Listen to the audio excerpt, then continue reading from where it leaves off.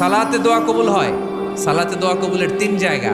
একটা হচ্ছে তাকবীরে তাহরিমার পরে আমরা সানা পড়ি না, আমরা তো একটা পড়ি।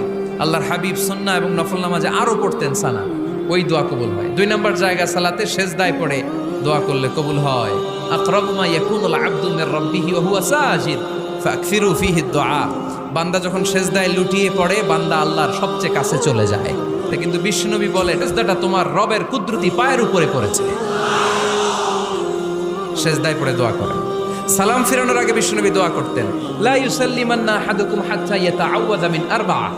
আল্লাহর হাবিব বললেন, চার জিনিস থেকে পানাহ না আছে আমার কোন উম্মত যেন সালাম না ফিরায়। তারা যেন পড়ে, আল্লাহুম্মা ইন্নী আউযু বিকা মিন আযাবিল কবর, আউযু বিকা মিন আযাবি জাহান্নাম, আউযু বিকা মিন ফিতনাতিল মাহইয়া ওয়াল মামাত, আউযু বিকা মিন ফিতনাতিল মাসিহিদ দাজ্জাল। আল্লাহ কবরের আযাব থেকে বাঁচাও, আল্লাহ জাহান্নামের আগুন থেকে বাঁচাও, আল্লাহ জীবন